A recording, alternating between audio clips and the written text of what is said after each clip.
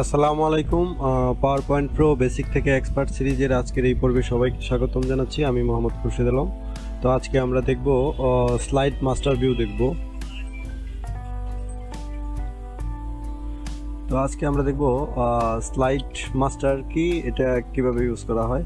তো এই জন্য আমি যে ভিউয়ে যাব, ভিউয়ে গিয়ে আপনার এই যে এখানে আছে স্লাইড মাস্টার, আর এই যে এখানে রোলার আছে, আপনি চাইলে রোলার গাইড এগুলা নিয়ে নিতে পারেন। তো স্লাইড মাস্টারে আপনি এই যে এখানে ক্লিক করবেন, স্লাইড মাস্টার হচ্ছে আপনার এই যে এখানে। তো এই যে এখানে বিভিন্ন ধরনের আপনি লেআউট পাবেন। এই যে এইটা হচ্ছে আপনার প্যারেন্ট লেআউট, আর এইগুলা হচ্ছে বাচ্চা, অর্থাৎ এইগুলার আন্ডারে এই লেআউটগুলো আছে। যেখানে যে করে আছে সবগুলা এখানে এটার আন্ডারে আছে।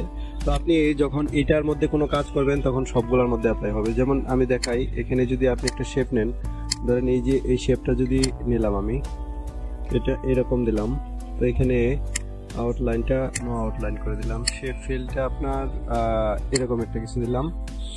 তো তারপর আর কি দেওয়া যায়, আর ধরেন এখানে একটা কিছু দিলাম আমি,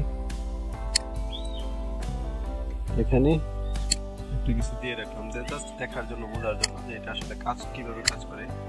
তো এখন যদি আমি এই যে স্লাইড মাস্টারটা ক্লোজ করি, ক্লোজ স্লাইড মাস্টারে দেখেন আমার কিন্তু এই যে এখানে চলে আসছে। এখন আমি যতগুলো স্লাইড নিব সবগুলা কিন্তু এগুলাই আসবে, কিন্তু এখান থেকে দেখেন এইগুলা কিন্তু চেঞ্জ করা যাচ্ছে না, এখান থেকে আপনি চেঞ্জ করতে পারবেন না। কিন্তু আপনি যদি আবার স্লাইড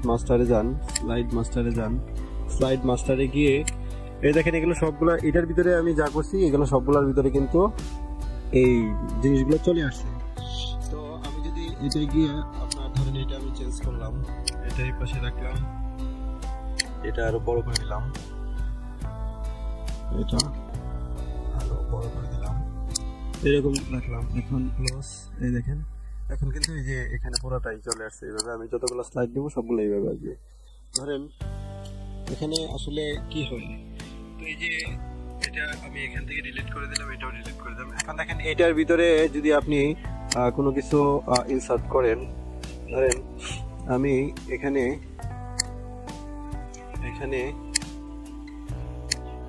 একটা কিছু ইনসার্ট করলাম,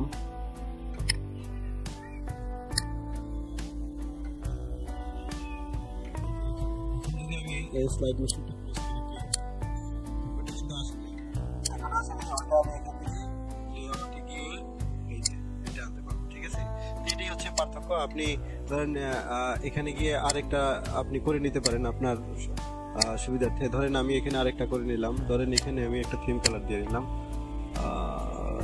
থিম কালার না, এখানে ধরেন আমি কি করব, ধরেন এখানে শেপ দিয়ে দেখাই আমি। ধরেন এখানে এটা একটা লেআউট আমি তৈরি করে নিলাম।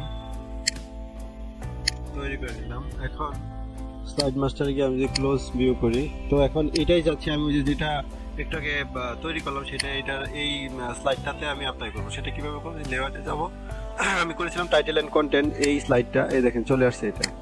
তো এখন এখান থেকে আমি এগুলো সব চেঞ্জ করতে পারবো, বাট এটা কিন্তু চেঞ্জ করতে পারবো না, কারণ এটা আমি ওখানে দিয়ে রেখেছি, স্লাইড মাস্টারে দিয়ে রেখেছি। তো এটাই হচ্ছে মূলত স্লাইড মাস্টারের কাজ। তো আপনারা এখানে স্লাইড মাস্টারে গিয়ে আপনাদের পছন্দ মতো আপনারা লেআউট তৈরি করে নিতে পারবেন।